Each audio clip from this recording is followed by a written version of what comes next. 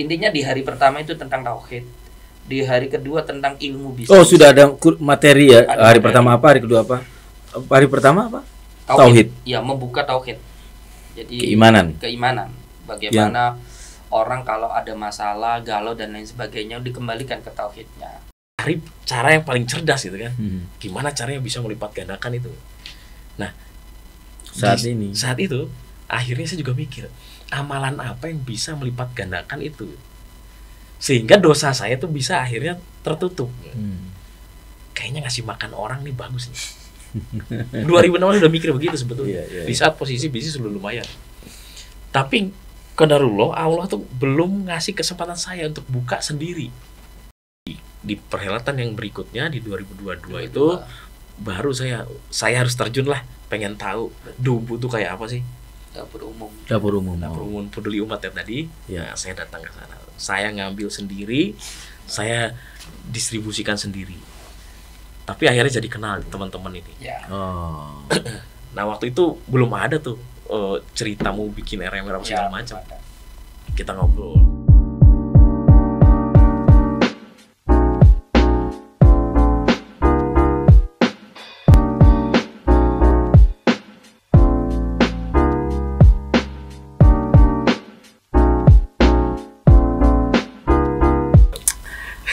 Oke, selamat pagi Victorian semuanya. Apa kabar? Kali ini kita jumpa lagi. Rasanya kurang afdol ya, menjelang atau ini kayaknya tepat di bulan atau di awal bulan Ramadan. Saya mengucapkan Assalamualaikum warahmatullahi wabarakatuh. Selamat buat teman-teman Victorian untuk menjalankan ibadah Ramadan. Semoga selama kita bisa menjalankan ibadah ini selama sebulan penuh dan mendapatkan keuntungan, bukan menjadi kerugian ya dalam menjalankan ibadah puasa. Saya yakin teman-teman bisa Victorian semuanya memahami maksud daripada kata-kata ini ya. Saya pikir begitu. Oke, tamu yang akan saya undang terkait dengan bulan Ramadan ini adalah Mas, atau saya panggil Bapak Pak Rifan. Pak Rifan ya? Rifan. Saya kalau ada an-an suka ngomong an-an. Pak Rifan dan Pak Ardi. Siap. Pak Ardi. Ini Ardi, Pak Ardi juga atau saya alif biasa lah, saya alif biasa. Oke, kali ini mungkin penasaran kenapa sekarang dress code-nya atau seragamnya RMR. Ini bukan kode partai. Nanti menjadi partai suatu saat. Agak bercanda. Begitu, boleh. Saya mulai dulu dari Pak Rifan ya. Siap. Gimana nih Pak Rifan? Cerita awal mendirikan usaha ini, dan ini non profit kan ya? Iya, non profit. Gimana Pak Rifan? Bismillahirrahmanirrahim. Terima kasih Pak Imam. Saya panggil Pak Imam atau Bang Imam ya. Buat. Kalau Sama-sama. orang luar pulau baiknya Bang, nanti panggil kakak juga bisa.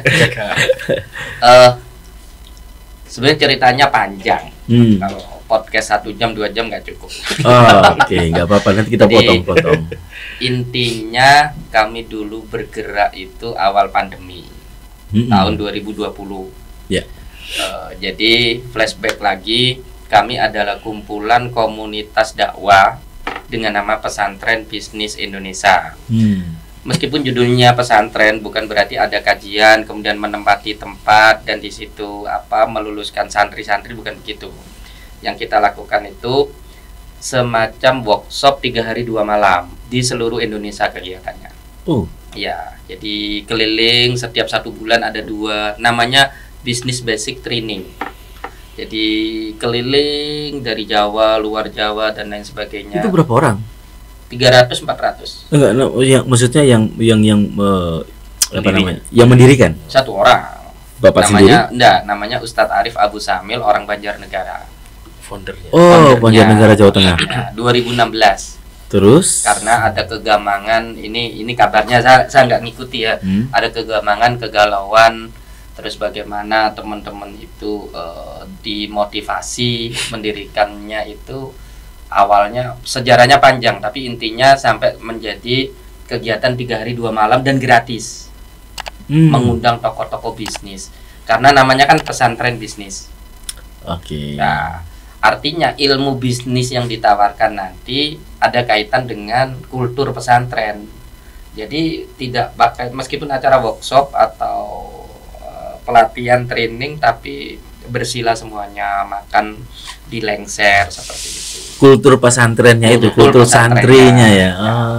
Lebih ke building karakter ya. Yes. Oke. Building karakter dengan jargon profesinya pengusaha, kerjaannya nolong orang, tagline-nya. Berarti menciptakan pengusaha berkarakter takwa. Nah, itu dulu sejarahnya pesantren bisnis Indonesia 2016, dan saya aktif di 2019. Saya alumni Lamongan. Namanya Business Basic Training 23. Dari situ kemudian sampean asli Lamongan? Asli Gresik, cuma tinggal di Malang. Istri saya orang Malang.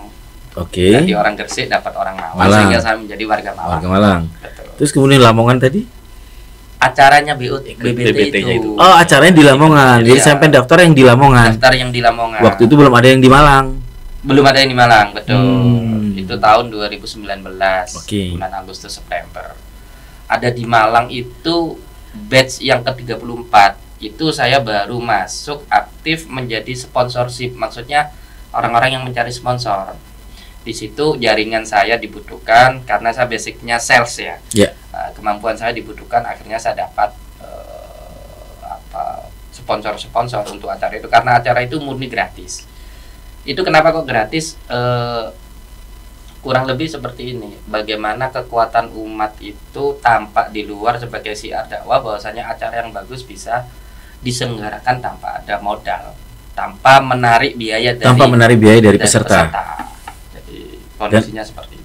Dan acara itu sejujurnya untuk mendidik para peserta untuk menjadi seorang pengusaha. Betul. Dan bertakwa. Jadi yang paling didengungkan itu bangun diri, bangun keluarga, bangun bisnis, bangun umat dalam satu tarikan nafas. Waduh. Luar biasa ini. Jadi dirinya kena, keluarganya kena, bisnisnya kena, dapat umatnya sosial. Satu tarikan nafas, artinya simultan. Nggak bisa jangan. Ini dulu enggak, simultan. Nah, saya dididik seperti itu sehingga saya aktif sejak 34 itu saya aktif terus sampai BBT 37 batch. 34 apa nih? 34 batch ya. Batch 34 di Malang di Hidayatullah situ. Waktu 2019 itu batch berapa? 2019. 2019 ya? 2019. Meskipun saya lulusan 23 masih ada korelasinya. Soalnya setiap bulan 2 kali. Di seluruh Indonesia. Berbatch. Iya, berbatch. Nah, itu kebetulan sampean peserta, bukan panitia. Peserta di 23. Berjalannya waktu sampai jadi panitia. Betul. Saya jadi sponsorship itu tadi. Iya. Untuk ngadain di Malang. Betul, di Malang kegiatannya. Pembicaranya kalau kenal Coach Dr. Fahmi itu mulainya kerjasama dengan PBB. Coach Fahmi. Grounded. Okay. Pertama kalinya di BBT 34. Dan itu memang disetting BBT yang premium. Karena kabarnya ponakannya Dahlan Iskan pun tidak diterima waktu mendaftar. Jadi benar-benar seleksinya, profilingnya, tekniknya premium. Untuk pembicara nih. Untuk peserta. Iya, peserta. Di filter sedemikian rupa di 34. Sebelumnya itu ya orang-orang yang galau aja, banyak utangnya, masalah keluarga ya begitu. Apa bedanya berarti dengan komunitas yang dulu ya, tadi banyak utangnya apa? Dulu kan pernah tuh ada komunitas yang kemudian untuk ditolong. TDA ya atau Iya, tengah di atas. Beda itu ya? Beda. Kalau ini kegiatannya workshop. Workshop 3 hari 2 malam. Dan itu benar-benar 3 hari 2 malam. 3 hari 2 malam. Di camp berarti? Ya, di tempat yang sama. Di tempat yang mereka nggak pulang masing-masing rumah, nggak pulang. Tidur apa makan di situ? Makan tidur. Karena kekuatan Islam, kekuatan jamaah dan pengenalan karakter dari pernah makan bersama, safar bersama, tidur bersama.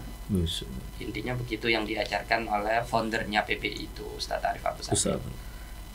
Langsung saya lanjut ini ya. Bergerak terus. Di tahun 2019 itu juga di akhir saya menjadi ketua pelaksananya. Di Malang juga kebetulan. Acara di Malang. Iya, saya taruh di belakangnya BNS. Oh, saya lupa namanya ya. Belakangnya BNS itu ada hotel. Oh, Batu Naik Spektakuler Batu Naik maksudnya. Spektakuler. Okay. Nah, itu budget saya 70 juta.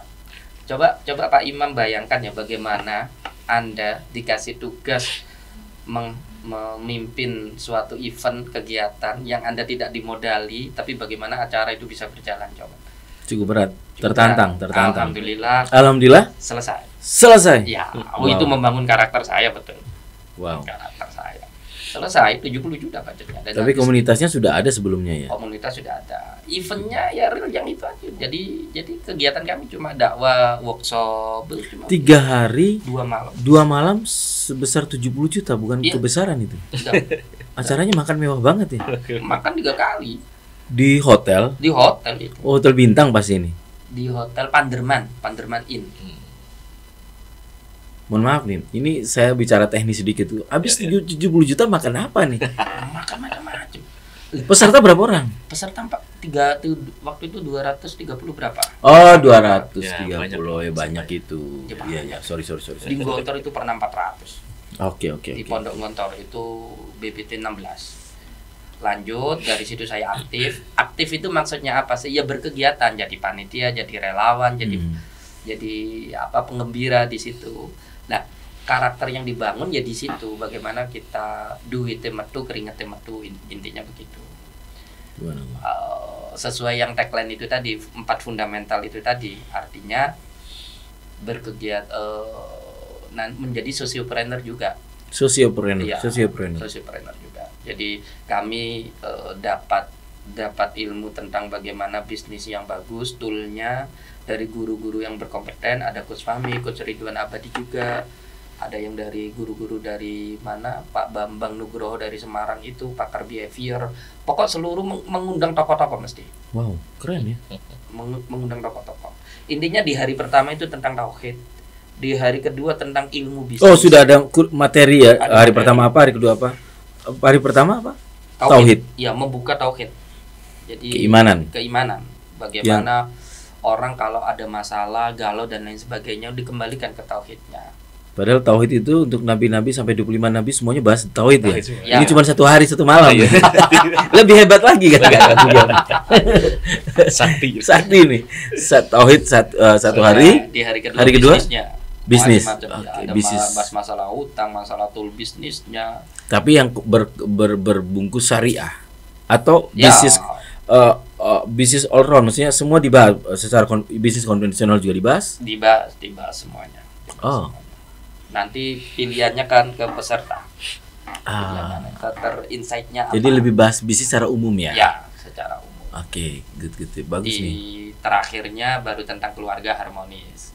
Karena bagaimanapun kita berbisnis, tapi kalau keluarga tak bisa, itu saling berkait. Makanya ada tadi itu, bangun diri, bangun keluarga. Lah bagi yang belum punya keluarga gimana itu? Nah itu jomblo. Kalau di kami itu jomblo wajib dibully. Oh gitu malah. Wah, waduh ini yang jomblo mau ikut acara jadi bingung, dia nggak mau ikut. Dia duduk di belakang dulu. Oke. Itu kurang lebih tentang pesantren bisnis. Nah, di pandemi itu ada istilahnya gerakan bagaimana Pak Ardi nanti dulu Pak Ardi ya.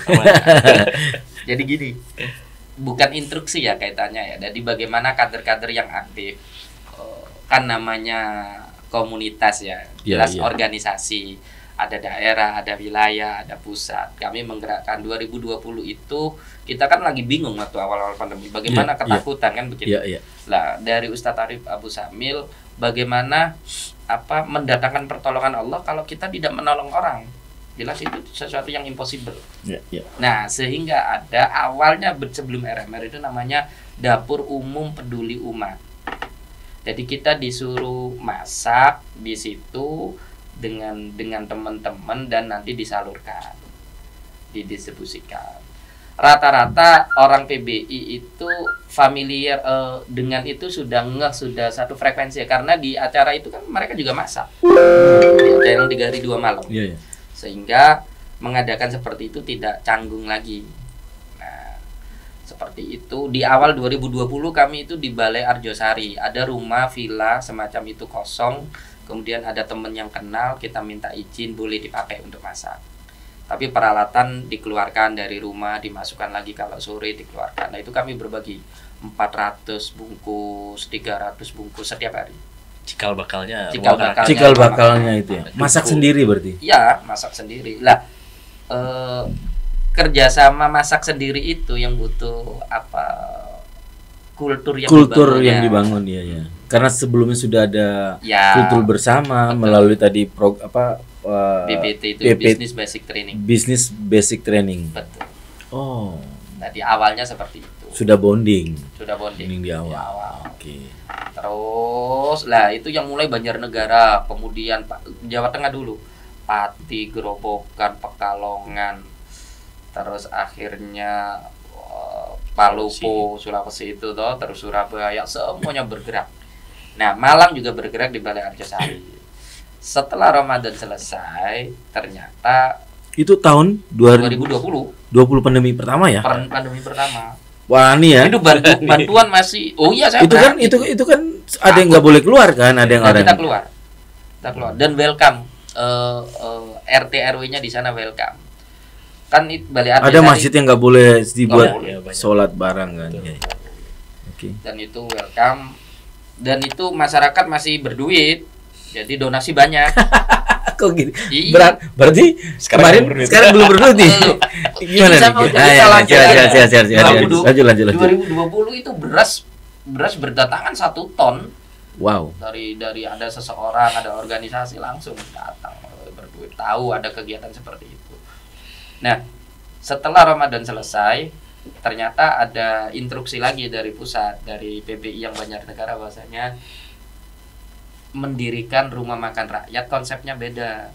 Kalau yang tadi distribusi, ya toh, di bulan Ramadan.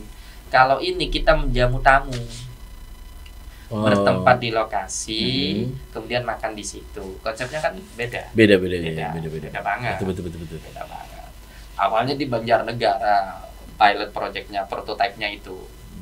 Terus Pati, kemudian Pekalongan, Gerobokan, terus sama juga sampai Surabaya. Malang itu qadarullahnya yang mimpin PBI itu meninggal setelah dapur umum. Innalillahi wa inna ilaihi raji'un. Jadi setelah dapur umum itu, masya Allah, saya lu nangis. Jadi setelah kita berjuang bagaimana menembus corona itu tidak boleh keluar, habis itu beliau dipanggil Allah. Subhanallah. Ya pas waktu legasi berarti ini. Iya, legasi. Itu anaknya masih kecil. Itu namanya ketuanya Korda, koordinator daerahnya PBI. Oke. Dari situ kami juga iri, yang lain mulai bertumbuh gitu loh, mulai ada rumah makan rakyat. Kita kan kehilangan leader nih. Saya yang nyari karena saya posisinya sekretaris waktu itu. Saya nyari, kemudian belum ketemu. Nah, di tahun 2021 masih tetap dapur umum di Dirgantara waktu itu. Ada anggota kami rumahnya di situ kosong, kita pakai, dan itu masih banyak uangnya. Jadi kita dari banyak donatur maksudnya. Banyak donatur dari masyarakat kan. Kita juga bantingan lah, sesama anggota, sesama komunitas ini saling, dan mengundang komunitas lain. Saya lupa bercerita, mengundang komunitas lain. Nah waktu itu X-Bank masuk, beliau kan di X-Bank. Iya. X-Bank masuk, kemudian GWN masuk, terus MMC masuk, seperti itu di tahun 2021. Oke. Nah, tapi saya tetap cari itu. Intinya kan begini, kita nyari tempat, siapa ini yang mau untuk ditempati kegiatan seperti ini. Otomatis bisa jadi nanti kita akadnya sewa, atau bisa juga dihibahkan atau diwakafkan sama yang punya. Nah, Mas Ardi ini saya barusan kenal juga. Oke. Terus itu sudah gabung Mas ya 2021 ya? Iya. Udah gabung ya? Sebagai donatur. Sebagai komunitas. Oh, komunitas. Oh, itu juga relawan ya? Itu bagian distribusi. Berarti apa tuh fungsinya biasanya? Nyumbang juga atau masak? Distribusi masakan. Oh, masakan sudah jadi diambil terus kita bagi. Sampai di bantaran-bantaran kali. Ya Pak Adriuno itu. Bantaran-bantaran kali dan lain sebagainya. Nah, di 2022 saya lupa awal-awal kayak gini ya, April Maret kayak gini ya, Mei kayak gitu. Nah kami ngadakan lagi di tempat yang sama. Di situ baru Mas Ardi ini nanti bisa diceritakan ya, dia juga aslinya kepingin sejak tahun 2020 aslinya. Nanti beliau yang bercerita. Baru saya ketemu, udah klik, kita membuka rumah makan rakyat itu dengan konsep seperti Nabi Ibrahim itu kan menjamu tamu. Yeah. Itu terkenal bagaimana setiap hari memberi makan Nabi Ibrahim itu. Rumah makan rakyat. Rumah makan rakyat. Dan nama ini hanya cuma di Malang yang Nggak, tadi di Jogja semua sama ya, namanya RMR. Ya, sekarang ada 12 RMR secara nasional. Oh, itu berdiri sendiri, namanya sama tapi berdiri sendiri. Berdiri sendiri. Cuman satu komunitas. Ya. Barusan kemarin ada Munas itu untuk menyatukan semuanya, nanti membangun AD-ART dan lain sebagainya. Sesuai jadi lembaga yayasan ya nanti. Ya. Dari yayasan sesuai lagi ormas, dari ormas bisa-bisa partai. Ya, Ya, itu makanya bisa jadi. visinya sana. Bisa jadi. Aduh. Wah, lah tujuan keumatan di mana nih kalau sudah partai ini? Ya, partai juga nggak kan di wilayah politik. Tapi ya oke, nanti kita diskusi lain nih masalah partai. Kalau semuanya apatis di politik, lah siapa yang mengisi orang baiknya? Kan? Nggak bagus. Bagus. Statement yang barusan ini bagus ya. Walaupun kadang-kadang memang ini semua bagian dari karena sudah apatis ya sama politik. Saking apatis sudah merasa politik itu sudah terlalu hitam ya. Jadi kalau orang putih dekatin jadi hitam juga nanti. Dan itu terbukti kan. Masih ingat almarhum Kiai Haji Zainuddin MZ? Ya. Kurang apa kondangnya. Pas masuk partai gimana itu suaranya? Ya. Dan pada akhirnya image-nya juga jadi kurang. Ya. Padahal kita yakin beliau pasti insya Allah Ya. ini kan ya. Kita kembali lagi. Berarti dari RMR kemudian sekarang disewakan atau di mana nih? Tempatnya di tempatnya Mas Ardi ini. Ya. Pak Ardi nih. Ya. Jadi Gimana ceritanya Pak Ardi? enggak sewa ya. Jadi oke, ini Nah, enggak apa-apa saya ya. dia. Siap. 2000. Minum dulu, Pak. Siap. Oke. Kopi. Oke, aman. Jadi saya tadi sempat cerita ya, background saya masuk ke Malang terus jadi seorang pegawai profesional sampai akhirnya di 2000. Asli mana tuh, Pak? Saya Bandung. Oh, Bandung. Ya, makanya. Bandung ngapain masuk Malang? Ya, Bandung itu. kan udah dingin sama Ya, kayak itu Malang. luar biasa ya kan, Allah kirimkan itu nggak tahu. Itu namanya takdir itu. Bandung Namina Ardi, namina halus ya. Halus. Bandung di mana tuh? Saya Bandung aslinya tuh di Buah Batu kalau Bapak. Kalau Ibu Sumedang. Lanjut. Siap. Tolong lagi. Gimana? Kemana-mana ya. Ya, jadi setelah saya di profesional, terus di 2016 akhirnya memutuskan resign. Karena mungkin perjalanan hidup sudah saya jalani lah, sudah saya alami lah. Tadi sekilas saya sudah ceritakan bahwasanya pernah di sini, pernah di A, B, perusahaan A, C gitu ya. Dan itu akhirnya membuat saya tuh mendapat banyak hikmah. Bukan cuma akhirnya keilmuan secara teknis di perusahaan itu, tapi dalam arti kehidupan tuh banyak mewarnai hidup saya. Wow. Jadi ya ini bukan klise tapi betul. Pada saat saya dibesarkan dari kecil oleh orang tua dengan nilai-nilai yang menurut saya itu baik, di Malang saya mendapatkan hal yang baru, jauh dari nilai-nilai yang selama ini saya terima. Wow. Makanya Boleh tahu itu kalau diceritakan nilai-nilai panjang apa juga, itu? 7 episode. Biar kita diundang lagi. Iya, boleh. Tapi singkat gimana? cerita gini, saya bekerja di beberapa perusahaan profesional itu malah sering bertabrakan dengan Hati nurani. kurang lebih seperti itu. Nggak tahu gimana Allah memberikan saya pengalaman itu supaya mungkin saya tahu ya, bahwasanya hidup itu kamu tuh nggak gini aja ya. Iya. Nggak cuma merah tuh, ada putihnya, ada hijaunya, ada birunya ya. Nah, Sama di perusahaan itu Sama seperti mungkin Tuhan menyuruh kita untuk belajar bukan hanya pada malaikat, sama setan juga kita harus betul, belajar. betul itu Quote and quote maksudnya. benar. Nah itu yang akhirnya saya juga bersyukur gitu. Kenapa saya dicemplungkan di sana? Walaupun kita sebagai manusia kan dikasih pilihan sama Allah. Allah tuh itulah hebatnya manusia, dikasih kebebasan untuk memilih. Ada hal-hal yang bisa kita kuasai dan ada yang tidak kita kuasai. Nah di ranah itu manusia dipersilahkan sebebas mungkin memilih. Mau jelek mau buruk, kamu sudah saya install namanya akal untuk memilih. Kalau kau gunakan akalmu, kalau ternyata itu baik buatmu, yuk lakukan terus. Tapi kalau jadi ustadz ini. Kalau enggak, sudah jadi ustadz. Makanya ini hikmah. Saya bilang beberapa perusahaan ini memberikan saya pandangan itu. Ibu saya membesarkan saya dengan luar biasa. Ternyata saya masuk ke Malang malah jadi kayak orang yang bertolak belakang. Saya jadi kejam sama orang ya. Tidak punya simpati. Kehilangan rasa kasih sayang, rasa simpati. Dan itu luar biasa. Itu saya rasakan. Saya kurang lebih berarti sekitar 8 tahunan lah di Malang itu, menjalani dunia profesional, tapi dipenuhi dengan warna seperti itu. Di perusahaan yang tadi sebelumnya saya ceritakan, 40 nasabah saya. Kayaknya kata-kata yang tadi itu keji saya. Iya. Saya memahami kan. Iya, makanya itu menghilangkan rasa simpati. Iya, itu benang merahnya. 40 nasabah saya di perusahaan tempo hari itu semuanya loss. Dan saya tidak peduli sama sekali. Tepatnya entry point-nya kalau loss is okay ya. Tapi yang tadi artinya tidak peduli. Tidak ada edukasi. Tidak peduli. Entry point-nya itu tadi. Tidak peduli. Saya dibesarkan di lingkungan yang seperti itu. Yang penting cuan. Cuan pribadi nih. Betul. Saya dapat bonus, biarin dia. Yes. Sampai ada ini yang paling membekas di saya, 2 nasabah saya ini, yang satu akhirnya kena stroke dan jantung meninggal, yang satu keluarganya hancur. Karena saya cerita tadi, dia saya closingkan itu nggak punya uang.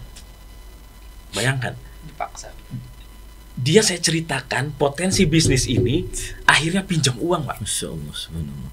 Pinjam uang kemana-mana, dikumpulkan 100 juta, akhirnya dia lakukan bisnis ini. Tapi setelah itu dalam waktu 3-4 hari uangnya habis. Dan saya hancurkan keluarganya, istrinya meninggalkannya, anak-anaknya juga dibawa, kerjaannya dia didikat jelas sama perusahaannya, dan dia menyisakan hutang itu. Sekarang gimana? Tapi nggak tahu. Setelah itu saya biarkan begitu saja. Ya kan memang resiko begini, Pak. Ya sudah. Jenengan udah harus menerima itu. Udah kayak orang gila ya. Dan itu saya tidak merasa bersalah, tidak merasa berdosa. Itu saya lalui 1 tahun, 2 tahun ya. Lama-lama Allah mungkin memberikan ujian. Yang saya ceritakan tadi, nasabah saya akhirnya memberontak, disomasi, ngajukan ke pengadilan dan segala macam. Saya yang terlibat banyak di sana. Akhirnya wah ini nggak bener lah, sudah kayaknya emang sudah waktunya. Sampai terlibat banyak ya, sampai itu karena memang terlibat atau memang merasa harus bertanggung jawab? Enggak ya, memang karena kan ada di dalam sana. Ada dalam sana. Oke. Ya biasalah mekanismenya kan sudah ada agreement segala macam, itu kan saya terlibat. Jadi sebetulnya secara formalitas aja sih, karena ya kalau diusut tuntas kita juga nggak bersalah. Iya benar. Secara hukum kita kuat gitu sebenarnya. Tapi kalau hati nurani nggak akan bisa, Pak. Sempat masuk nggak? Hanya cuma dipanggil aja lembaga berwajib. Iya, beberapa ya. Pihak berwajib panggil aja. Ya, tuh bolak-balik gitu kan. Bolak-balik doang, tapi kan nggak masuk kan? Nggak lah. Ya jelas, karena kan kuat lah kita. Kuat pasti. Ya kita bukan itu bicara itu. Yang jelas hati nurani tadi itu. Yang jelas sisi humanis itu hilang. Wow. Saya tuh tersentuh gara-gara ya itu. Lah, kok gini ya? Kok hancur ya? Ini kayaknya nggak bener lah. Daripada lebih banyak lagi, akhirnya saya cari yang lain. Pindahlah saya ke perbankan. Itu kalau perbankan ceritanya, waduh, glamor gitu kan, enak gitu kan, terus nyaman, udahlah, aman kalau di situ kan. Semua mungkin ditanya lah, mahasiswa yang sudah lulus, ketika di polling pekerjaan apa yang mereka inginkan, ya pasti pasti jawaban perbankan. Termasuk saya waktu itu juga mengidamkan itu. Lah kok ternyata dapat. Saya juga termasuk loh. Gitu ya? Saya konsentrasi perbankan. Oh gitu. Ini saya cerita. Lulusan.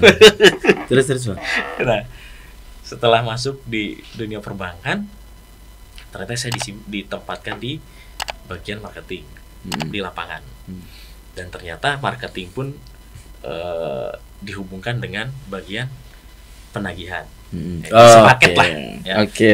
Oke. Nah, Disitulah episode barunya.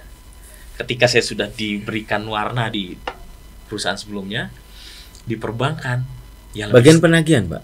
Iya, kadang saya mencairkan, tapi saya juga menagih juga gitu. Karena itu dua sisi yang tidak bisa dihilangkan itu. Satu paket. Padahal secara tamang bukan orang timur, Pak. Oh iya kan. Tapi karena tuntutan akhirnya dilakukan kan gitu. Setelah beberapa ini dilalui, akhirnya ketemulah ceritanya nasabah-nasabah yang one prestasi. Oke. Akhirnya bekerjalah saya di bagian penagihan itu. Walaupun tetap saya pencairan juga jalan gitu. Akhirnya saya harus menemui orang-orang yang bermasalah. Kolektibilitas 1, 2. Ya macam-macam. Sampai ada yang 5 pun saya akhirnya harus temui juga gitu. Nah, sampai di satu titik ada nasabah-nasabah yang secara kapasitas keuangan memang sudah tidak mampu. Tapi balik lagi karena target, karena tekanan perusahaan, karena kewajiban saya pekerjaan, ya saya lakukan dengan apapun caranya. Sampai dia ngumpet-ngumpet di bawah kasur, ya saya gulingkan kasurnya, saya marah-marahin. Oh ya? Wah, luar biasa itu. Pernah lakukan gitu? Waduh.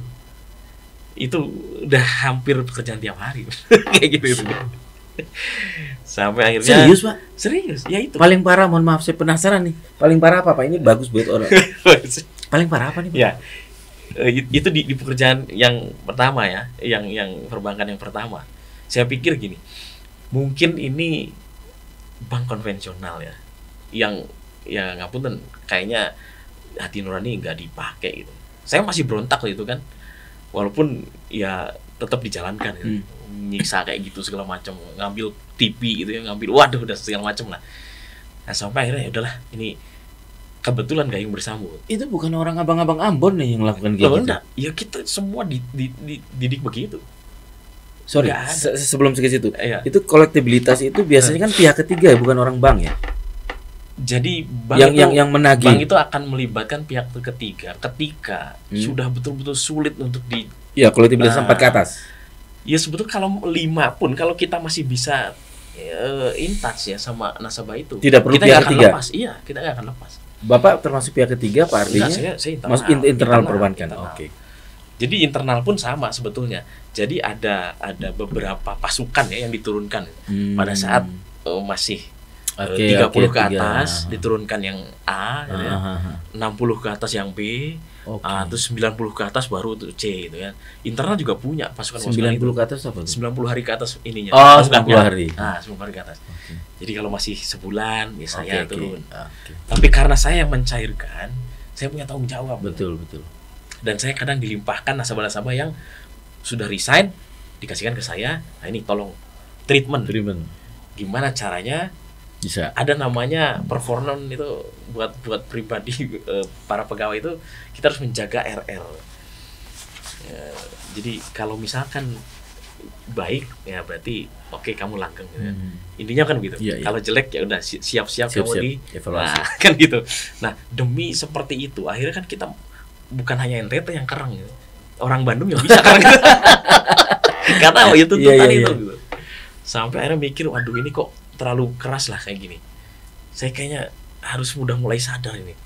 Saya cari yang lain lah. Gayung bersambut datang dari Syariah tawaran. Sebentar, apa yang mulai rasa trigger apa yang pada saat itu mulai kayaknya aku harus sadar nih.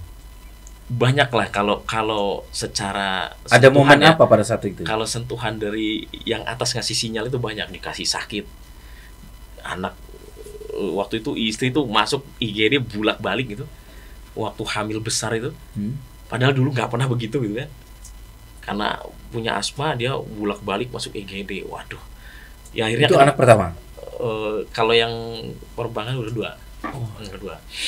Nah itu saya tuh mikir nih kenapa begini terus gitu kan. Apa gara-gara saya terlalu sadis sama orang nih.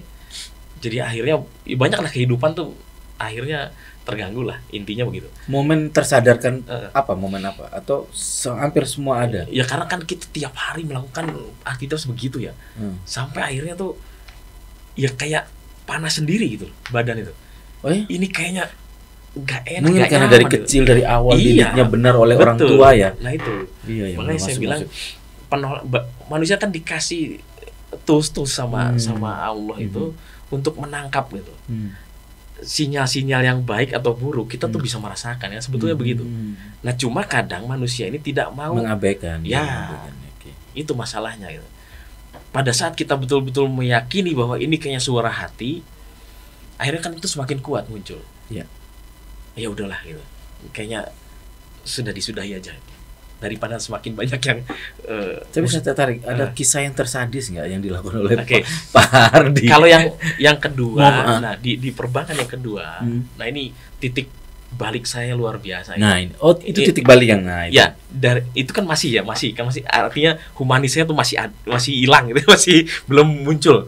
Nah yang di perbankan yang kedua ini, saya nagih nasabah itu masuk ICU. Nasabahnya masuk ICU. Dia terlambat bayar. Ini tagline-nya nasabah masuk ICU. Terlambat bayar, akhirnya mau nggak mau saya tagih. Saya ketemu istrinya. Istrinya tahu dong kalau saya mau ngapain. Sebentar. Oh, jadi pada saat Pak Hardi nagih, nasabah memang sudah di ICU. Di ICU. Bukan karena Pak Hardi nih dia masuk ICU. Memang sakit. Memang sakit. Oh, saya sudah. Memang sakit. Saya mikir. Enggak, jadi pertama mengajukan pinjaman ke saya itu sehat walafiat, Pak. Nggak pernah ada track record sakit. Keluarganya bahagia. Waduh, luar biasa lah pokoknya. Dia ingin mengembangkan bisnis. Saya bantu waktu itu. Oke, Pak, kita cairkan. Nggak ada masalah. Baru 8 bulan tiba-tiba dia divonis kanker paru-paru stadium 4. Itu sehat walafiat, Pak. Bayangkan. Badannya lebih kekar dia gitu. Rokok. Rokok yang sewajarnya, biasa aja, nggak yang kayak gimana. Saya nggak tahu kenapa tiba-tiba dia laporan bahwa saya kontrol ke rumah sakit. Sakit apa, Pak? Sehat kayak gitu. Ternyata harus bed rest terus tiba-tiba cepat gitu perubahannya. Sampai akhirnya dicek ya divonis stadium 4 itu. Nah, dari situ mungkin stres, kaget harus menerima penyakit seperti itu, akhirnya tambah parah, Pak. Tambah parah, akhirnya kurus habis. Ya akhirnya masuk ICU. Nggak sadarkan diri. Jatuh tempo. Masya Allah. Itu gimana coba saya menghadapi itu gitu kan? Awalnya baik-baik sama saya. Mungkin setiap minggu kita keluar bareng mancing, ngobrol, kita makan bersama. Nggak ada masalah. Pada saat itu saya dihadapkan dengan posisi begitu. Mau nagih gimana, nggak ditagih seperti apa. Saya juga masa depan saya tergantung dia. Karena tagihannya hampir 10 juta. Saya mikir, saya talangi, saya jebol, nggak ditalangi, saya di-cut. Itu menggerus performan jelas itu, satu nasabah itu. Sampai akhirnya, ya sudahlah, saya putuskan, hilangkan rasa empati saya dulu, demi masa depan saya. Istri, anak di rumah nunggu, ya kan? Kalau dapat berita saya di-cut gara-gara ini, nggak lucu sih. Saya temuin. Gimana Bu, Bapak Bu? Wah, nangis. Sabar Bu, insya Allah sembuh. Tapi dibayar Bu. Bayangkan. itu orang atau bukan itu? Itu orang atau bukan? Dia nangis Pak. Di depan saya itu dia tahu saya datang. Itu di rumah apa di ICU? ICU Pak. Gila. Nggak sadar. Astagfirullahaladzim. Nggak sadar. Ya saya tahu Bu, semua punya masalah. Saya pun sama nih. Kalau ini nggak kelar Bu, saya berhenti Bu. Anak istri saya makan apa? Saya mentega Bu. Bapak insya Allah sembuh Bu. Tapi bayar. Pak, gimana saya mau bayar? Biaya rumah sakit udah berapa? Ya kan itu masalah jenengan Bu. Bayangkan Pak. Itu otak saya tuh udah nggak jalan. Hati saya tuh udah beku, sudah nggak peduli sudah itu. Karena saya di ujung tanduk sudah, nggak mikir. Sampai akhirnya ketegangan terus memuncak. Saya bilang, Ibu yang bisa dijual apa? Saya bantu jual kalung, cincin atau apa? Ayo nggak apa-apa, saya bantu jualin. Ya biar sama-sama enak Bu. Ibu cepet sembuh, Bapak kan enak. Ini kan bagian dari proses kesembuhan. Kalau utang dilama-lamain loh tambah susah loh, saya bilang. Masa? Wah, dibikin dalil-dalil buatan saya sendiri gitu kan. Iya. Sampai iya Pak, mohon maaf Pak, kondisi begini. Ya kan ibu punya saudara, siapapun tolonglah pinjem kayak atau apa gitu. Sampai akhirnya cuma keluar 4 juta Pak. Pinjaman setelah berapa sih? dipaksa-paksa. Totalnya 10 berapa? juta angsurannya. Angsuran per bulan 10 juta. Nah, 4 juta dia keluarkan. Itu sudah mentok, sudah dia benar-benar. Nah terus gimana bu sisanya ini? Sampai kayak gini nih bapak lu cepet dipanggil loh kayak gini. Masa? Saya sampai kayak gitu. Bayangkan, saking nggak punya hatinya saya. Sampai akhirnya ya sudahlah, dipaksa nggak bisa segala macam nggak bisa, ya pakai kartu kredit kan, otomatis. Oh punya kartu kredit? Saya. Oh. Untuk menyelamatkan. Oh, iya, bukan menyelamatkan dia yang akan saya sendiri gitu kan. Iya.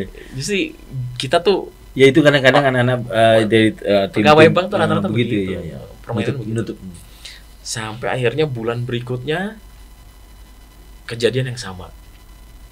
Nah di bulan kedua itu sudah pulang dia ke rumah tapi kondisi nggak bisa ngapa-ngapain. Udah cuma bisa begitu aja. Itu saya luar biasa itu ngobrak-ngabrik ke rumahnya itu sampai dia tuh terserah bapak mau ngapain aja. Saya sudah nggak bisa ngapa-ngapain. Itu siapa tuh? Yang ibunya, istrinya. Akhirnya diambil di depan anak-anak. Saya apapun saya ambil waktu itu. TV dan sampai kosong Pak. Ya nggak kosong-kosong banget lah, rumahnya juga gede soalnya. Jadi waktu itu ada sepeda motor. Ya terus saya awalnya usaha apa sih? Aksesoris handphone. Oh, jadi distributor. Jadi Semalang Raya sebetulnya dia waktu itu. Lumayan besar lah, lumayan besar. Sampai akhirnya bapaknya juga mungkin di kondisi-kondisi setengah sadar itu datang, saya tahu begitu. Nggak lama itu dipanggil. Di situ saya langsung luar biasa titik balik gitu. Ini nggak akan. Di titik itu ada. Iya. Istri di rumah juga udah sering ngasih tahu. Ya kalau gitu kasih. Saya selalu cerita apapun terjadi di kantor saya cerita gitu. Ya istri itu udah ngasih tahu segala macam. Udahlah gitu. Ya kalau memang udah nggak rezeki lagi harus di-cut dari perusahaan itu, ya sudah, daripada sama orang kayak gitu. Itu belum meninggal itu. Setelah meninggal itu waduh gitu, sampai saya juga bingung juga gitu. Ini dosa saya kayak apa gitu. Udah menjerumuskan dia gitu kan. Disiksa juga gitu. Luar biasa itu. Nah disitulah baru akhirnya saya resign. Saya buka usaha 2016 itu, jualan segala macem. Saya diamanai suatu tempat, ya udah saya pakai gitu kan.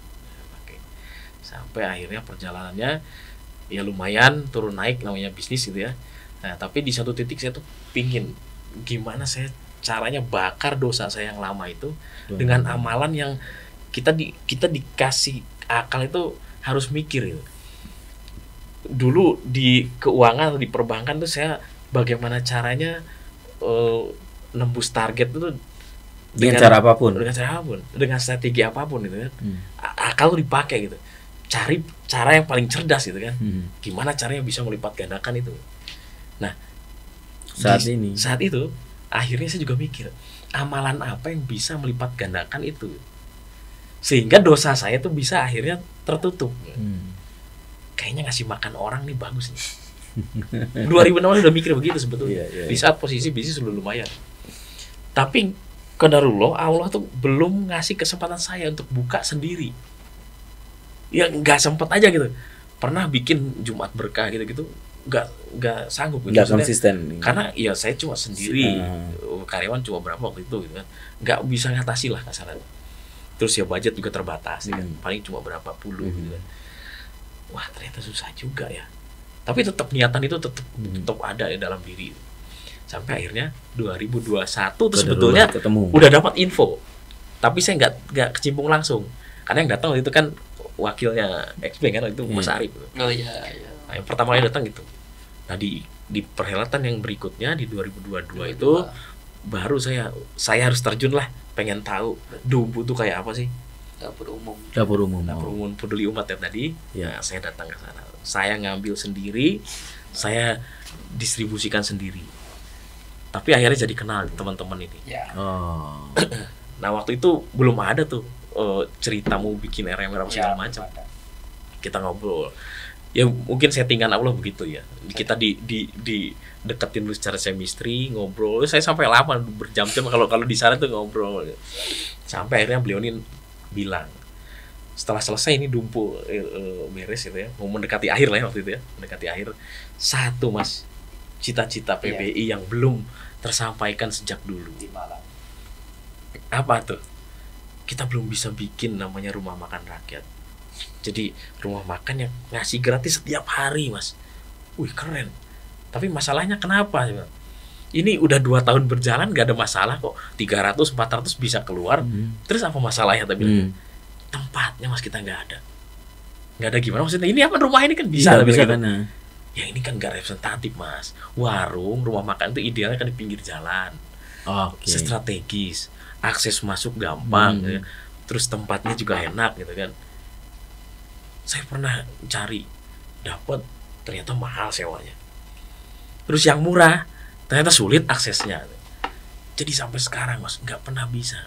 Duh, kalau masalahnya itu, ya tempat gua aja bos, tapi spontan aja gitu. Spontan. Tapi itu kayak memang langsung benang merahnya. Ya, benang merahnya. Aku tuh pengen dari dulu ini kayak gini. Nah, kok dia nawarin ya? Ya coba lihat dulu aja. Mudah-mudahan cocok. Itu nggak langsung disikat juga waktu itu. Karena kita susah ketemu segala macam. Akhirnya seminggu kemudian baru survei. Selain kisahnya kayak Ibrahim Pak yang kasih makan gitu ya. Kisahnya kayak Umar bin Khattab ya. Yang tukang bentak orang nih. Iya. Jadi preman tuh kan ya. Terus sadar gitu ya. Subhanallah. Ya tapi itu poinnya sebetulnya gitu. Artinya saya ini gimana caranya membakar dosa saya yang lama. Amin.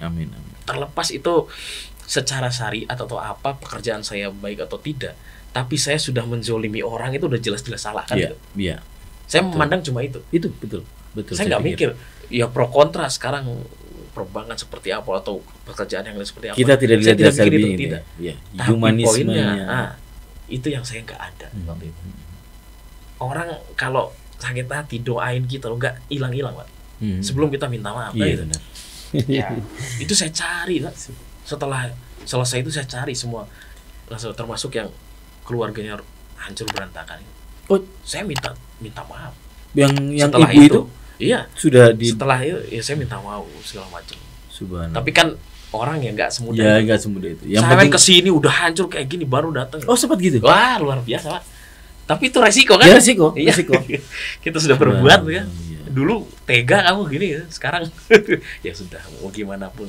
Istilahnya kalau saya dilemparin kotoran pun ya terima kan gitu. Resiko. Ya seperti itulah itu ya. Sampai akhirnya wah ini gayung bersambut nih. Udah nggak ada lagi sudah penolakan. Saya malah ayo kapan survei itu sampai maksa-maksa itu. Karena bisnisnya Pak Ardi kita nih berdua pengangguran ya. Gak apa kita mau kita mau gitu ya? iklankan apa nih pertama bisnisnya dulu Pak Ardi. Aduh, kita apa Pak? Ada di IG atau di Google tempat? Jadi kita nih kebetulan mungkin Allah satukan itu karena punya visi yang sama. Kita tuh masalah dunia tuh udah selesai. Subhanallah. Bukan masalah kita tuh udah lengkap, udah rezeki banyak, kita udah cukup tabungan enggak. Artinya kita nih udah selesai, maksudnya sampai mana sih dikejar dunia itu? Iya, mentalitinya itu.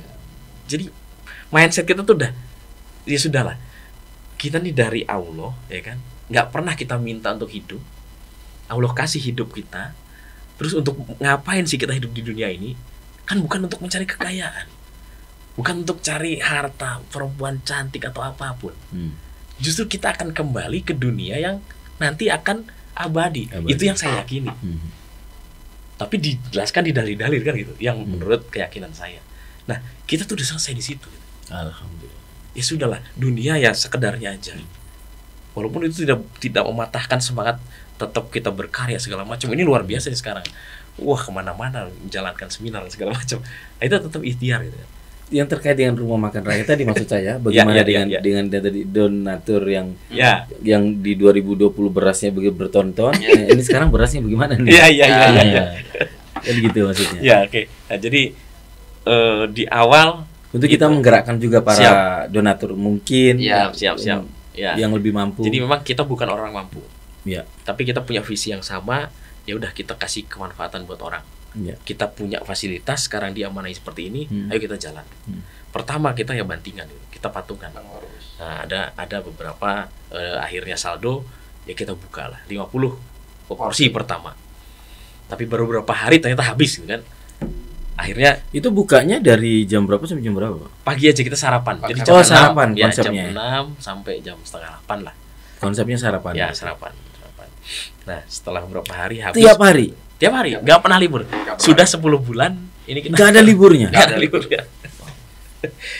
Terus? Nah, sampai akhirnya kita punya sistem ini, kita harus terangkan kepada ring 1 kita. Kalian punya temen, kalian punya sahabat, ceritakan lah. Kayaknya lebih baik seperti itu gitu. Kita jamaah. Karena kebaikan kan harus ditularkan, betul. Ada cerita. Tapi efeknya itu dari mana datangnya itu kan urusan yang di atas. Yang penting ikhtiarnya ini kita udah seperti itu. Akhirnya kita buka informasi itu ke teman-teman. Akhirnya yang datang ke sana masuk nyelipkan uang di bawah piring, pergi. Ada yang nitip langsung ya makan ya, datang makan tapi nyelip ya. Ya mungkin mereka datang memastikan ini bener apa enggak iya. Ini kegiatan seperti apa gitu. Sampai akhirnya dia coba bener-bener akhirnya. Di mana sih, Pak? Di Jalan Terusan Sulfat 15. Jalan Terusan Sulfat. Ya, jadi kalau dari Raya Sulfat itu masih ke arah Saujajar. Ada map ya. Oke. Terusan Sulfat itu berarti kalau kita dari sini pertigaan yang McD itu ya ke kiri ya, terus sampai ketemu perempatan lagi. Ketemu perempatan? Masih terus. Oh, masih terus. Nah, jembatan? Sebelum sebelum jembatan. Dari perempatan. Kiri apa kanan jalan? Kiri jalan. Oh, kiri jalan. Ada ruko-ruko situ, Pak. Betul. Jalan dekatnya Mebel. Ya, sebelahnya Mebel persis. Jadi 10 bulan kita berkiprah ini, relawan juga tambah banyak. Kita tawarkan libur aja sekali, mereka yang nggak mau. Ini healing saya, Pak. Ini justru hiburan buat kami. Udah buka aja terus. Yang masak itu? Yang relawan. Yang masak siapa? Nah, kalau masak ini luar biasa ini. Kita ada relawan mantan chef bintang di Malang, chef hotel bintang ya di Malang. Dia sudah 8 tahun berkarya di hotel. Akhirnya skillnya udah mumpuni. Akhirnya dia wakafkan skillnya untuk bantu kita masak gitu. Makanya tapi dia masih kerja sebagai chef. Udah enggak, riset sudah punya usaha sendiri catering. Makanya kalau sampean mau coba sayur manisa ya atau orek tempe terlezat ya di rumah makan rakyat. Karena yang bikin chef hotel gitu. Wow, harus coba. Harus coba. Iya, siap. Jadi kita nih gratis jam 6 pagi sampai setengah 8. Ya setengah 8 jam 7 lah sudah habis. 1 jam sudah habis. Kalau sekarang sudah 150 porsi, Pak. Nah, itu rumah makan gratis, mohon maaf nih. Ya. Tujuannya kan untuk masyarakat yang kurang mampu. Sebenarnya bukan kurang mampu, siapa saja. Kita all siapa saja. Berarti yang mampu bisa dong. Bisa banget. Karena judulnya rakyat kan. Tanpa syarat. Oh, tanpa syarat. Tidak boleh ada di situ bahwasanya makan sepuasnya, bayar seikhlasnya, nggak boleh. Kan itu berarti masih ada syarat. Kemudian tidak boleh ada celengan. Kotak infak. Iya, berarti ada. Iya. Selama Anda bernafas ya makan aja. Selama Anda lapar makan aja udah. Jadi yang datang ke sana ya bermobil juga ada. Yang sepeda motor ya banyak. Ya. Yang jalan kaki ya juga banyak gitu. Kita nggak pernah membatasi. Bebas. Tapi tujuan kita untuk bagi orang yang tidak mampu gimana tuh? Ya, sebenarnya konsep sedekah kan simpel. Ini kita mau berdiskusi. Ini bukan saya. Saya mencoba. Siap. Saya mewakili para Victorian yang bertanya. Kan orang membuka. Kan banyak juga tuh ada rumah makan apa. Ada juga di sini yang kadang WA masuk untuk donasi untuk makan gratis ke anak yatim dan. Tapi sasarannya jelas tuh ya. 7 golongan gitu ya. Golongan yang. Nah, ini gimana untuk bisa tepat sasaran atau tidak ini pada akhirnya? Atau memang niatnya memang begini gitu atau gimana? Kita makan rakyat itu. Kita tuh berpegangan boleh di-share pada kisah sahabat dulu ya.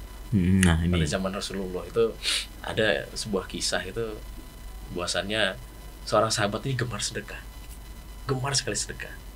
Dia nggak mikir ke siapa dia kasih hartanya. Sampai akhirnya sahabat yang lain memperhatikan bahwa si sahabat A ini dia sedekah itu nggak tepat sasaran menurut si B. Ceritalah kepada Rasulullah, gitu kan. Itu loh, si A itu nggak pernah pas dia. Orang itu kasih harta itu ya kasih ke fakir miskin. Oke. Nah dia itu malah ngasih ke orang kaya, dikasih juga. Ngapunten, pelacur dikasih juga.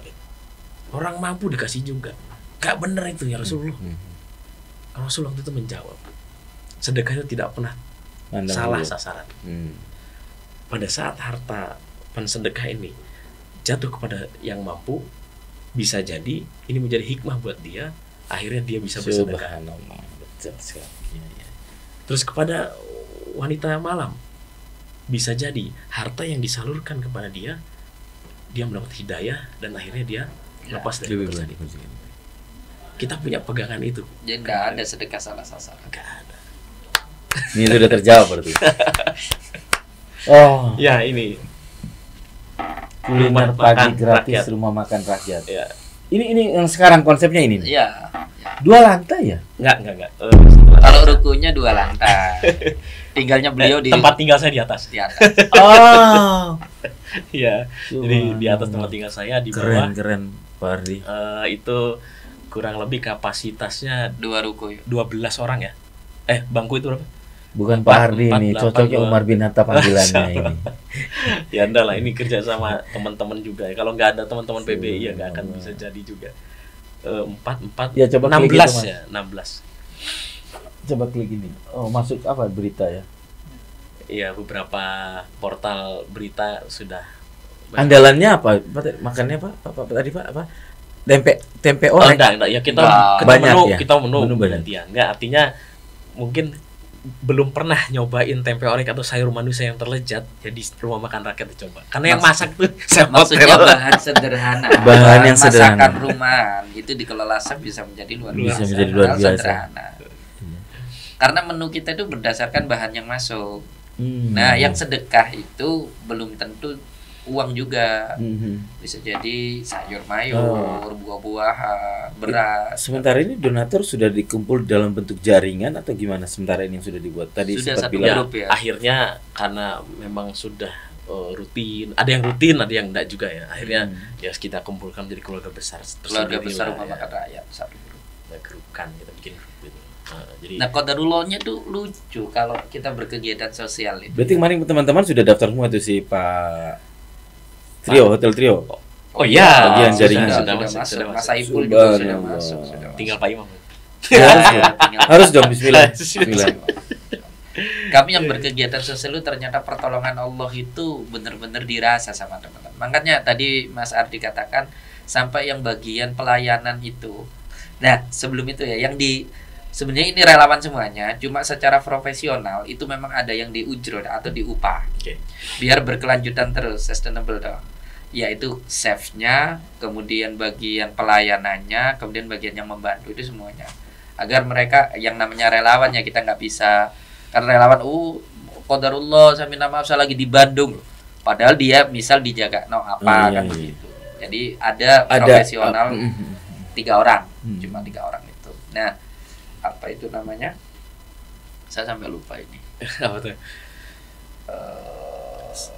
Dari 50 itu terus menjadi 70. Donaturnya atau relawan? Enggak, porsinya. Porsinya. Porsinya. Kan sebenarnya nggak mudah membuka rumah makan. Jalur itu jalur cepat loh, Sulfat itu. Ya. Jalur cepat. Jadi Tapi saya melihat juga banyak kelompok-kelompok masyarakat secara mandiri juga membuat gitu. biasanya juga Banyak.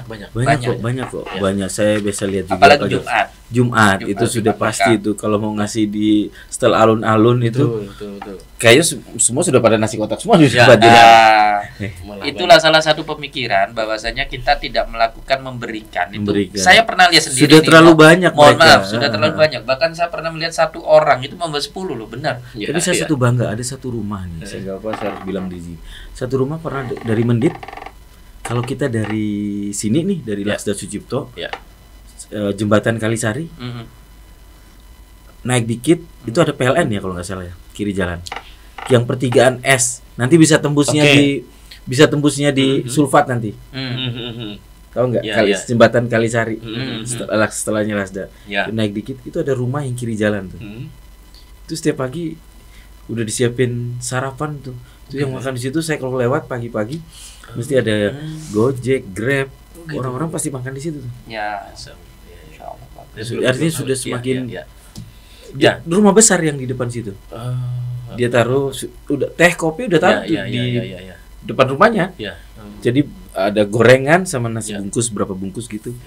Saya lewat. Nah sebelum itu Bang Ilham, ini ada satu filosofi ya. Kan banyak orang seperti itu, bahkan yang paling terkenal kalau secara nasional kan Yusuf Hamka. Kemudian ada beberapa artis. Kalau sekelas mereka, insya Allah kuat lah. Ya. Ada namanya kalau dari foundernya PBI mengatakan begini, ada kita berkegiatan roti remah sama roti utuh. Gimana tuh? Roti remah itu maksudnya setiap orang mendirikan seperti itu. Bang Ilham buka rumah makan misalkan saya atau Mas Ardi, itu bener bagus, bener bagi dia itu ada dampak, tapi menjadi terpecah-pecah. Nah, rumah makan rakyat ini kan sudah 12 ini secara nasional. Misal nanti Malang ini rencananya kalau nggak 6-10 titik. Rencananya sekarang 3. Sekarang 3. Oh, di mana aja? Kepanjen, Batu sama Sulfat ini. Dan itu bagian dari komunitas semua punya. Bagian. Apalagi nanti di organisasi secara profesional ya, nanti ada Mukernas, Musda dan lain sebagainya, karena kita harus menciptakan ADART juga. Otomatis sementara yang lalu-lalu kan udah kita bergerak aja kan begitu. Tapi dengan masuknya beberapa dari publik ini donasi, berarti kan harus ada akuntabilitas. Nah, itu belum kita cerita. Kita punya tadi chefnya profesional ya. Kita punya shift accountingnya juga profesional. Makanya laporannya untuk akuntabilitas bagus. Nah, bisa dipertanggungjawabkan uangnya kemana. Dan kalau Bang Ilham tadi ngomong apa tidak Imam. Bang Imam. Tak panggil apa tadi? Ilham. Oh iya. Ini enggak pikirannya biar saya dapat ilham. Bang Ilham. Ya, misalnya di BBI ada namanya Bang Ilham. Biasanya itu kami sengaja tidak bergerak tadi kan ngomong ke politik ya, ke partai. Kita insya Allah khusus untuk makan saja, tidak sampai fundraising yang bagaimana. Itu penting biar menjaga amanat. Betul. Sehingga tidak kemana-mana nanti menjadi apa. Kami kalau pernah kegiatan kami itu untuk Muharram itu kan ada anak yatim. Itu pun tidak memakai uang rumah makan rakyat. Jadi kita buka kegiatan yang khusus untuk anak yatim. Jadi sehingga yang donatur dia akadnya untuk anak yatim. Itu kalau 6 titik berarti masaknya sendiri-sendiri atau jadi satu titik? Sendiri. Tetap. Nah, saya teruskan yang itu ya, yang roti utuh sama roti utuh dan roti. Kalau roti utuh bayangkan begini, misal secara publish ini ya, kita orang marketing, gerakan 6.000 porsi. Kan itu di breakdown dari berapa titik itu tadi menjadi satu kesatuan yang ini loh siarnya. Ini loh bahwasanya masih banyak orang baik. Ini loh rumah makan rakyat yang mestinya bagaimana ini tugas pemerintah, saya minta maaf ya, tugas suatu pemerintah daerah dan lain sebagainya cukup terwakili dengan organisasi massa dan lain sebagainya. Itu utuh gerakannya. Misal compact. Ya, utuh. Itu namanya roti utuh. Semisal Bang Imam mau mendirikan pondok pesantren, saya pondok pesantren, Mas Ardi pondok pesantren. Kalau ini bisa satu, kan berarti santrinya lebih banyak kok.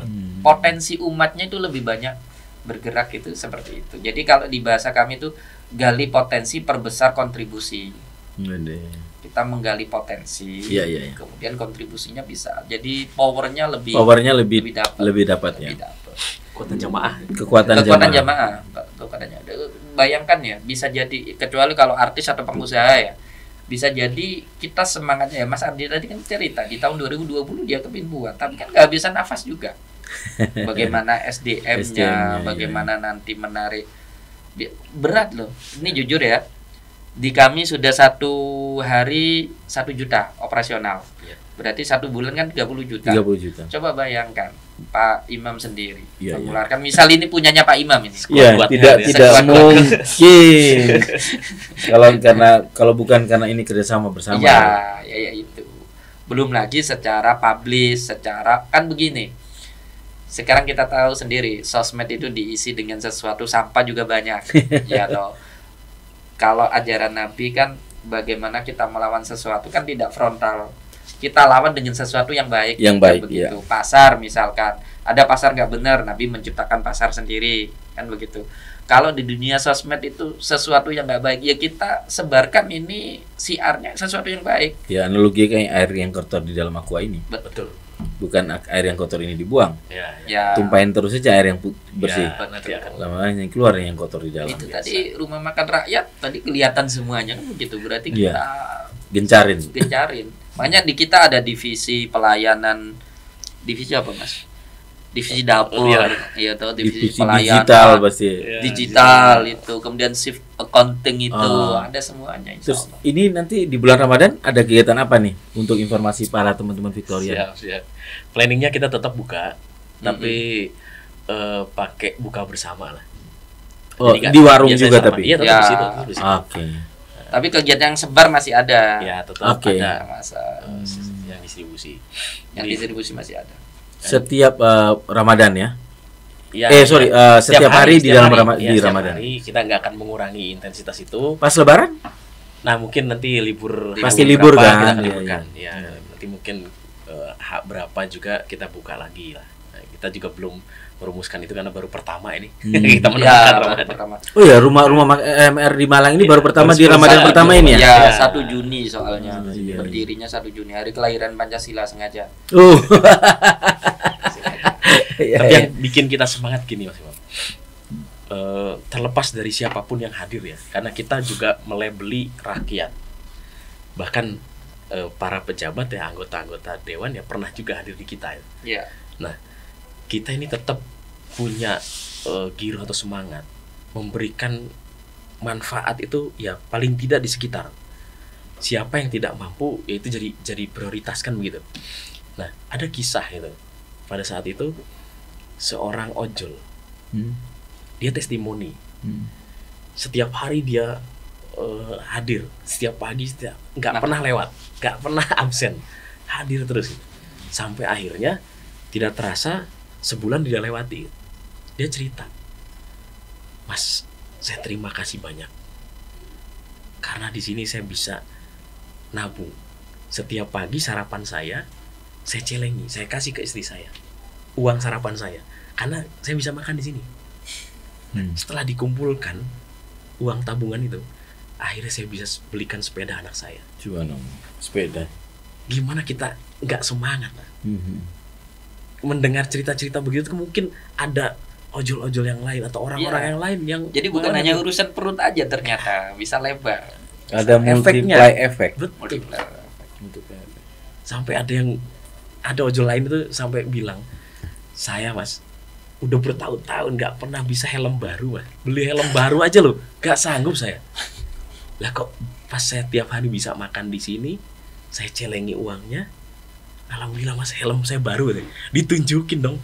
Itu kan aduh kebanggaan sesuatu. Buat kita juga ya Allah, membantunya tuh bisa sampai sana gitu. Padahal nggak bisa dipikirin. Untuk teman-teman Victorian mudah-mudahan yang mau pingin menjadi donatur, pingin bergerak, ya. Itu kemana nih? Ada nomor rekening atau rekening apa? Ada. Nanti ya kita dikasih di bawah sini ya, di bawah sini ya. Siap. Nanti dikasih nomor rekening dan nomor handphone atau gimana? Ya, ada adminnya. Ada adminnya. Oke. Silakan. Siap, nanti kita minta. Di IG ada, di fanspeak ada. Ya, Facebook kita punya. Facebook kita, punya juga. Di Facebook coba. Ya, boleh. Facebook Rumah Makan Rakyat Malang ya. Di situ juga ada nomor rekening dan ada ya. Dan rekeningnya sudah rekening dengan nama Rumah Makan Rakyat, bukan rekening personal ya. Personal. Iya. Apa namanya? Banknya banyak ya, bebas. BSI. Oh, bank BSI sebelah. Mungkin lupa disampaikan ya, ternyata yang makan bukan hanya satu orang loh, keluarga. Banyak. Iya. Jadi anak-anaknya 3, di bawah semuanya 4, ada yang mau berangkat sekolah. Itu bikin saya menangis. Jadi kalau para donatur dan teman-teman semuanya pingin tahu dan pingin merasakan makanannya benar ada apa enggak nih, bisa langsung datang berkunjung di Sulfat Terusan Sulfat. Jalan Terusan Sulfat nomor 15. Jadi kalau kita dari McD di Sulfat itu terus lurus, perempatan ketemu lurus lagi sedikit baru kiri jalan. Sebelumnya jembatan yang mau mengarah ke Sawah Jajar. Betul. Oke. Itu dia. Iya. Oh ini cuma makan rakyat Kota Malang. Wah, inspire banget. Mudah-mudahan sudah dapat seperti di blow up sama pemerintah Kota Malang atau belum ya? Ini 2024 nanti pasti banyak yang mampir. pasti. Iya. Dan kita berdua jadi terkenal mungkin. Tapi yang kita sebut nama tadi kan bukan area dapilnya. Oh iya. Iya enggak? Betul. Kan tempatnya bukan dapilnya. Tapi ya? masih penjajakan terus.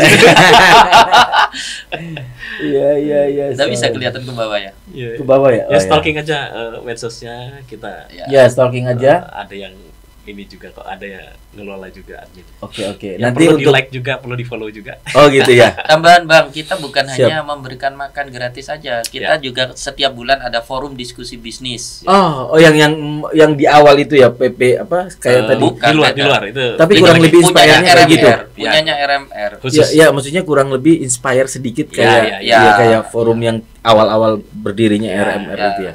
Lebih 20-30 orang. Enggak banyak kalau ini. Tapi tidak nginap, hanya just discuss Nggak, aja. Discuss benar. Beberapa jam, menit gitu aja. Mulai jam 2 jam. 9 Malam. Sampai jam 11. No. siang. Oh 9 pagi. Jadi Setelah selesai acara operasional. itu. Oke, di tempat ini Ya. Mesti pertengahan bulan mesti. ngundang. Tamu Ya, pembicaranya ngundang. Pembicara ngundang. Dan pembicara yang merelakan. Nah, ini hubungan lagi, Bang. Tadi kan saya ngomong kontribusi ya. Jadi kontribusi itu bukan semuanya kan dapat. Mulai dari yang cuci piring, mulai dari yang melayani, mulai dari yang parkir, mulai dari yang diundang. Semisal Pak Imam nih diundang di situ nanti berbicara masalah apa kan dapat juga. Itu yang namanya kita jamaah itu. Masya Allah. Apa yang bisa dibantu insya Allah nggak apa-apa. Siap. Menerangkan tentang finansial literasi. Wah, itu Literasi perlu. keuangan. Perlu. Mangga. Biar Siap. terbuka kan wawasan umum. Jadi Boleh, RMR kalau bisa itu Biar nggak ikut-ikut kayak kayak yang Kenzo itu, Ken itu. Ken. Kita harus lurus kan. Iya. Benar. Iya. jadi mengenalkan rumah makan rakyatnya secara sosial media itu bukan hanya ansi melulu sarapan atau makan. Atau apa? Forum diskusi Forum bisnis diskusi. ada, kemudian anak yatim nanti ada. Bisa jadi juga nanti ada hapus tato, ada donor darah. Nah, itu planning kita. Planning kita ke depan bagaimana Sama kita ini apa? bergerak semuanya. Hitan mas. Hitan masal. Itu insya Allah. Insya Allah. Kan kerjasama dengan banyak apa entah itu komunitas lain dan lain Dan sebagainya. sekali lagi tidak menggunakan uang. Tidak donasi. menggunakan uang ini. Di Kita luar, buka lagi. Di luar. Di luar.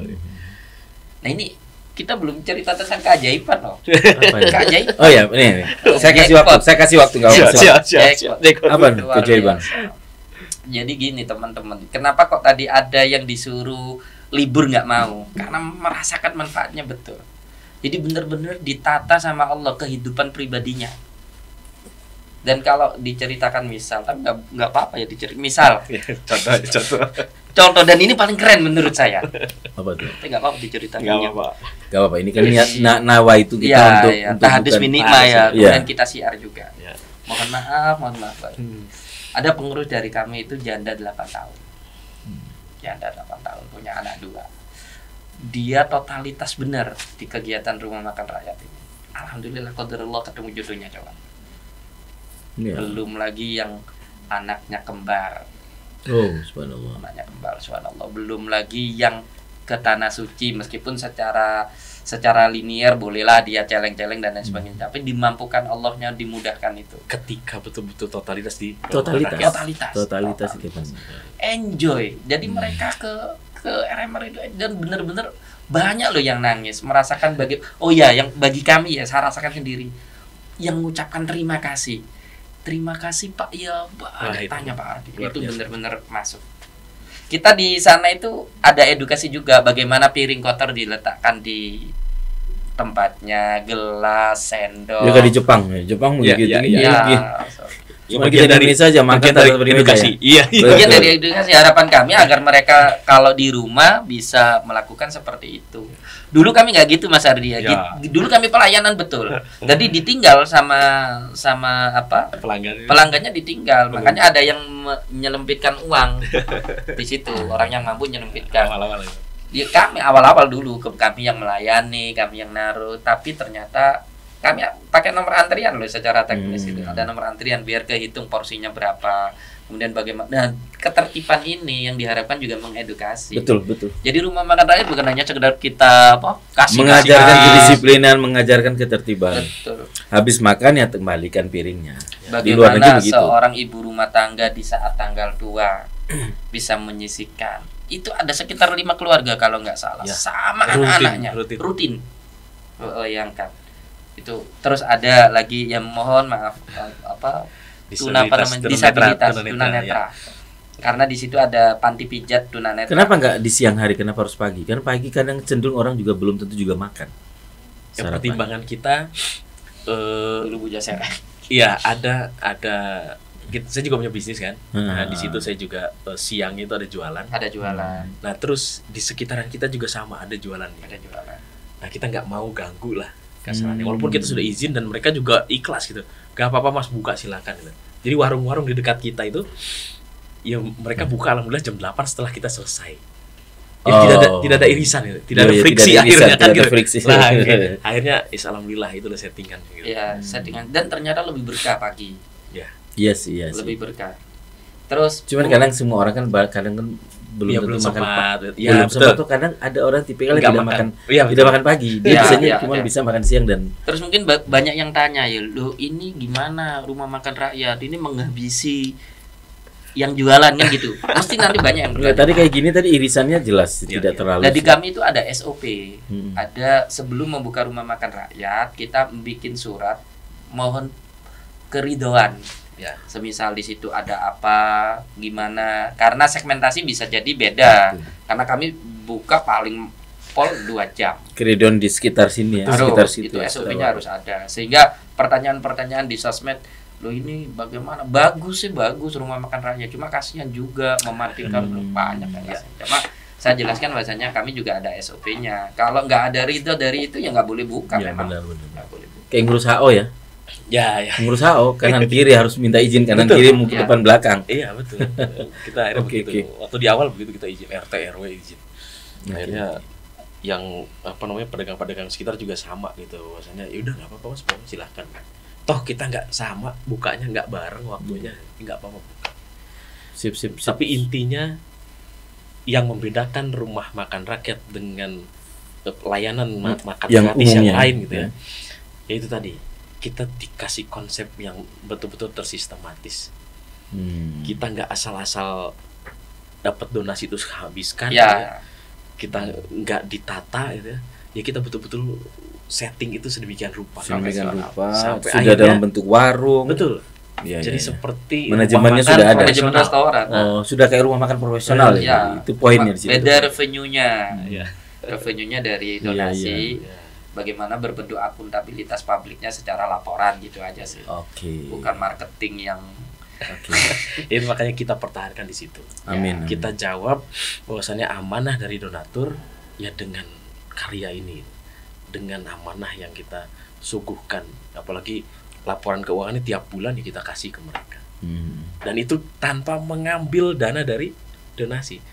Jadi shift accounting ini ya yang rancang laporan keuangan dia cetak sendiri, dia bikin sendiri gitu kan, sampai akhirnya dibagikan kepada donatur. Jadi itu penting ya. Sorry to say memang kadang-kadang banyak yang banyak lah apa kasus terakhir yang kemarin yang besar loh ya. Itu kan jadi pelajaran. Iya, jadi pelajaran.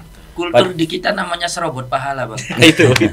Tapi bagi yang memberi saya yakin juga mereka sudah tidak ngurusin. Sebetulnya mereka sudah ikhlas lah. Ini termasuk ini ya. Ya, ini juga bukan ngambil dari budget itu. Dari budget itu. Sama sekali. Ada pengusaha, ini kita belum cerita. Ada pengusaha konveksi, dia mau jadi kurir, Bang. Bahan yang di situ dikirim ke chefnya setiap hari. Dan dia waktu tahu ada kebutuhan gini, dia langsung serobot. Berapa? Ya wes saya yang ambil begitu. Kerennya begitu. Karena mereka juga merasakan manfaatnya secara spiritual. Rasanya ini menjadi pahala berjamaah itu. Kiamatnya semakin jauh kalau begitu. Nah, makanya karena semakin manusia tersadarkan. Betul. Nanti kejadian-kejadian likuifasi kayak di Palu, kejadian apa ya direduksinya rumah makan rakyat ini. Insyaallah. Semakin banyak yang sadar terbuka ya. Amin. Insya Allah nanti gerakannya menjadi 1000 rumah makan rakyat. Amin. Kita doakan. Amin ya Allah. Terima kasih Pak Rifan, kemudian Pak Ardi. Siap, sama-sama. Kita doakan rumah makan rakyat semakin jaya, semakin besar, nasional, dan berimpact multiplier efek semuanya, berefek bukan hanya di masalah sarapan dan seterusnya. Ya kan seperti tujuannya begini. Ya mungkin itu tadi ya. Berarti ini pada berlomba-lomba berbuat kebaikan. Amin, insyaallah. Dan ternyata jadi catatan banyak orang baik kasihan. Dan ternyata banyak orang baik. Berarti kiamat ini masih jauh. Masih jauh. Bukan kita yang ngalamin nanti. Ya Allah, Masya Allah. Oke, terima sekali lagi kita doakan barakallah buat teman-teman rumah makan rakyat. Dan bagi teman-teman yang ingin bergabung memberikan jasa-jasanya, nanti ada bisa dicek di sini. Facebook, IG. Juga, dan semua media sosial. Kemudian nanti kita akan ada nomor rekening dan nomor WA untuk bisa berhubungan langsung. Sekali lagi terima kasih Pak Ardi. Sama-sama Pak Imam. Bapak, terima kasih. Victorian semuanya, sampai jumpa lagi di podcast berikutnya dengan tamu-tamu yang sukses, yang luar biasa, membuat kita insight buat diri kita semuanya. Sekali lagi, selamat menjalankan ibadah puasa. Barakallah. Assalamualaikum warahmatullahi wabarakatuh. Sukses luar biasa, sehat semuanya. Thank you.